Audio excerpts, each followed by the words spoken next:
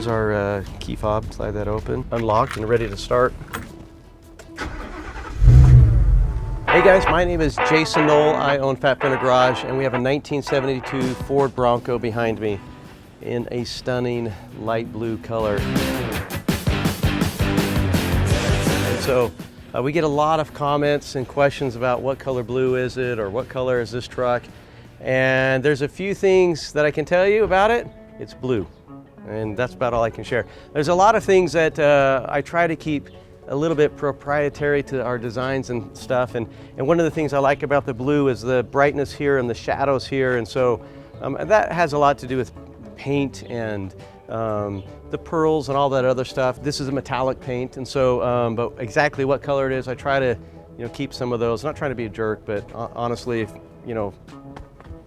we gotta have some secrets in the industry, right? So this is a very cool 1972 Bronco. This is a Dennis Carpenter full-blown body, brand new. So when we were building it, basically we had a fresh canvas to start with. Dennis Carpenter is basically, they're the guys that when it comes to Ford components and new components and stamped steel they have, the rumor is, I don't know that I've heard this for sure, but from them directly, but the rumor is they have some of the original Ford dies for stamping sheet metal, and some of the stuff will be more like it was in 1960s, 70s with Ford trucks, Broncos and stuff. But they build brand new bodies you can buy. And then you got a brand new Kinser chassis. Basically, we had a great foundation to start with. This is our first Bronco that we've actually ever built.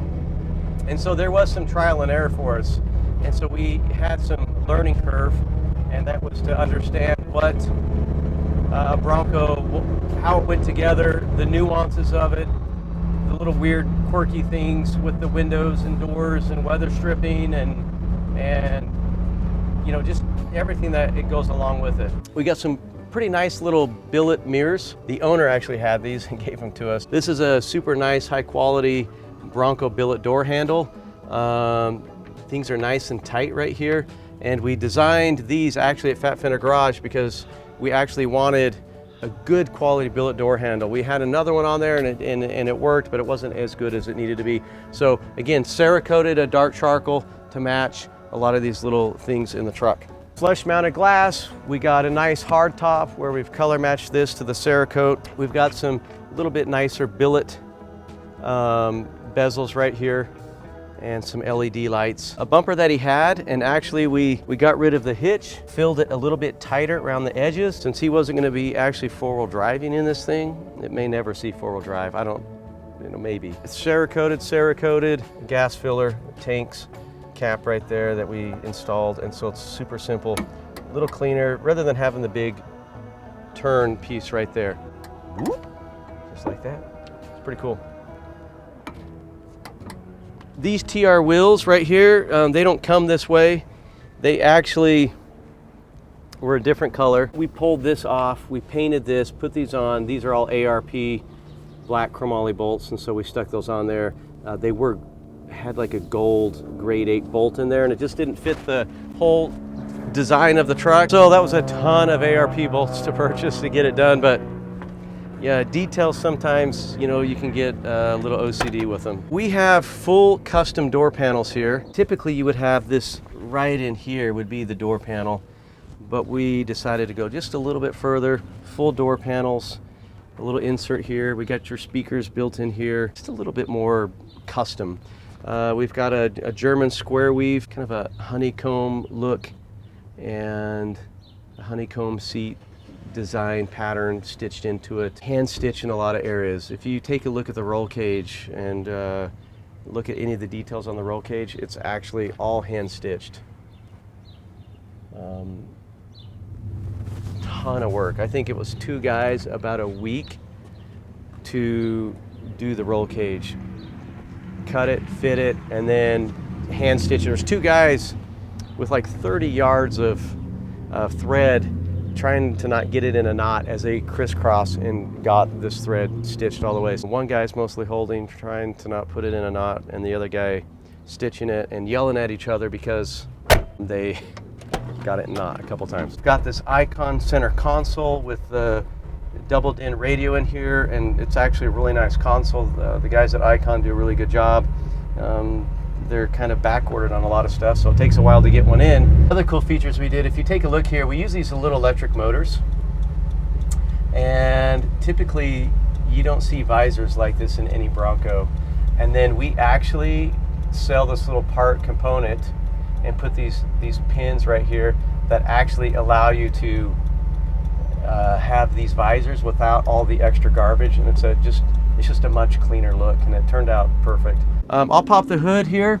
So we actually have a little lever here to unlock the hood, and the reason why is you typically could access this hood without getting into it. There we go. And since we had a lot of money underneath this thing, we decided we wanted to not be easily accessible. And so this is a Gen 2 5.0 Coyote motor, they call it. That's typically what you're gonna see in a Mustang GT. You know, we painted this here, we blacked this out here, did it in a satin finish, everything else is a gloss finish, just for a little different character. Got our cold air intake here. We did build a box right here that we're capturing cooler air from somewhere else. We did have some issues with running a performance, and so we needed to try to get some fresher air, so we built this box.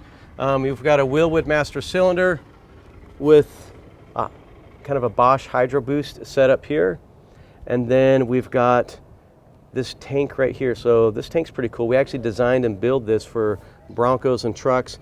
It's actually an electric power washer window squirter. And so this is plumbed up, comes up through here, goes through here, and hits here. So you can actually buy these on our website. It's an aluminum. It comes with the motor and everything ready to go. Super easy to mount it in nice little places on the fender, rather than a plastic bag or the plastic bottles with the cheap pumps you get from, like, I won't say names, but the other guys. You can kind of see our hood latch here, and we've got it right here. So a little different style in a way. Oh, I can barely reach it. I wish I was taller. Got some pretty cool headlights here. It's kind of these high beams LEDs. You can check those out. A little bit different. When the lights come on, they actually turn blue. Ties in real nicely with the blue in the truck. Typically, you don't see bodies like this. Typically, it would be kind of a no-cut fender, but this is kind of a cut fender in the back, but looks factory, so that's kind of a little different design. Again, there's not like a ton to a Bronco. I mean, you can put 4 people in it comfortably, and you can go cruising around it. And so he's been driving. I don't know how many miles he's got on it.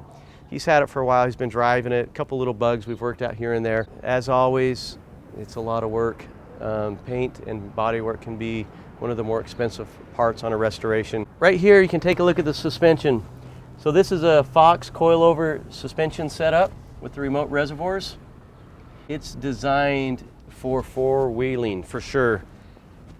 I would say, just based on having driven this a little bit and getting used to it, that the suspension itself is probably set up more for four-wheel drive, less for driving it on the road. It does squat and lift as you take off and you give it a lot of gas, and on a short wheelbase it can actually feel a little bit unnerving, especially if you have to brake hard. But we've tried to adjust it, the pressure in the coilovers, so hopefully we got it as good as we can get it adjusted.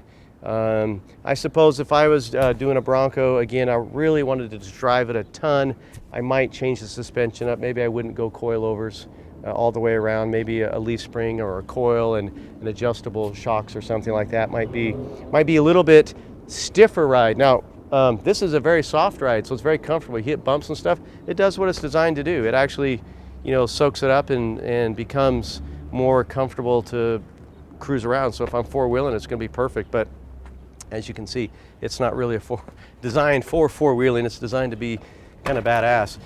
We've got the amp running boards, which he wanted, make it a little bit easier to get in. You can kind of see the custom floor mats, custom headliner. So pretty cool little Bronco. Drivetrain I mentioned is a Coyote. So you're using a 6R80 transmission with this one. You can get the 6R80 or 10R80, just depends on what generation Mustang motor you're using. Now you have to get the truck transmission because you need to be able to adapt the four-wheel drive transfer case. And there's two kinds of transfer cases you can use. You can use like an Atlas, Some people will use like a Hero 3, and then there's the one that comes on the Ford actual truck that you could use that. It's electronic. It's a little bit harder to make work. I've been told the 2011 transfer cases are actually non-electronic, so you might be able to make those work if you're trying to do something a little bit more budget oriented. But at the end of the day, I think the Atlas is the simplest, easiest. It gives you the 2 sticks, 2-speed transfer case. Again, this is the first one we've ever made and we've built, and hopefully we'll get a chance to build some more. We've worked on several others and helped people kind of finish some other things. We've got some full-size Broncos we're doing, 78, 79 with Coyote swaps. We've got another 79 full build of a Bronco. And so I was kind of staying in that truck lane, but we've kind of got to the point where after doing this, I really fell in love with these Broncos.